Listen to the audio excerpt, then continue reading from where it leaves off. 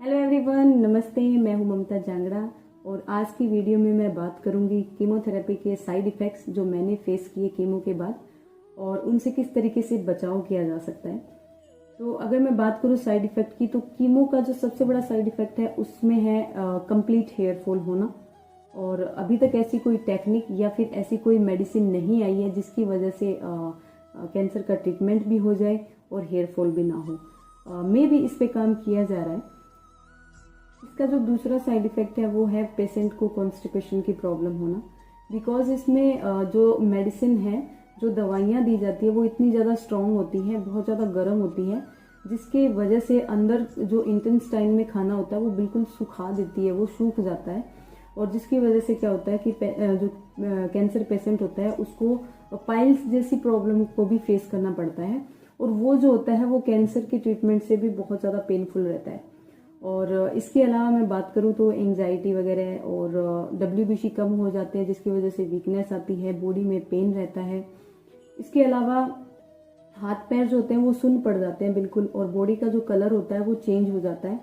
जैसे एक जन्म से लेकर 6 महीने तक बच्चा अपना फेस कैसे बदलता है, उसी तरीके से हर कीमोथेरेपी के बाद जो है मेरा फेस जो है वो चेंज हो जाता था।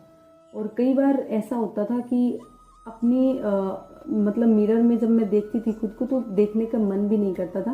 बिकॉज जगह जगह सर्जरी के स्पॉट और कीमोथेरेपी के बाद जो है वो ब्लैक ब्लैक से स्पॉट हो गए थे पूरी बॉडी पे। तो मतलब वो टाइम जो था वो बहुत टफ टाइम था। और फिर खुद से मतलब अपने आप को मोटिवेट करना और फिर रेडी करना अपने आप को नेक्स्ट ट्रीटमेंट के लिए, तो ये बहुत कठिन था। इस बारे में मैं बात नहीं करना चाहूँगी। और अगर बात करूँ मैं इसके बचाव की, तो हेयर फॉल का अगर मैं बोलूँ तो इसमें हम कुछ नहीं कर सकते। ये जो हेयर फॉल हो रहा है वो जब तक ट्रीटमेंट चलता है तब तक जो है वो वापस से इसकी ग्रोथ भी नहीं होती। जब कंप्लीट ट्रीटमेंट हो जाता है उसके 2 महीने बाद ही हेयर जो है वो ग्रो करने लगते हैं। और इसके अलावा अगर कॉन्स्टिपेशन है पेशेंट को तो उससे बचाव किया जा सकता है। अगर आप कैंसर पेशेंट हैं या आपकी फैमिली में किसी को कीमोथेरेपी लगने वाली है तो उनको 2 दिन पहले और उसके कीमो के बाद भी आप उनको फुल पानी पिलाएं। उनका जो खाना है उनको लिक्विड फॉर्म में दें, मीन्स उनको दलिया या खिचड़ी दूध में मिलाकर या लस्सी में मिलाकर जैसे भी आप उनको दें। और लस्सी में ना दें क्योंकि मेडिसिन भी देनी होती है बाद में, तो दूध सही रहता है। और इसमें क्या होता है कि खाने का टेस्ट नहीं आता बिकॉज मुंह में छाले भी हो जाते हैं। तो खाना बहुत ज़रूरी है।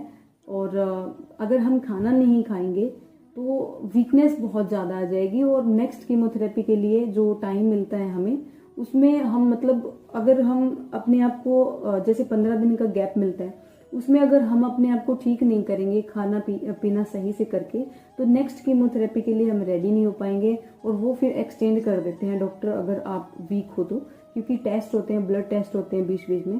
तो इसलिए कुछ भी हो, अच्छा लगे ना लगे, खाना आपको प्रॉपर लेना है। और मेरा बस इतना ही कहना है कि आप सब अपना ध्यान रखें और स्टे हेल्दी, स्टे हैप्पी। मिलते हैं नेक्स्ट वीडियो में। Thank you so much.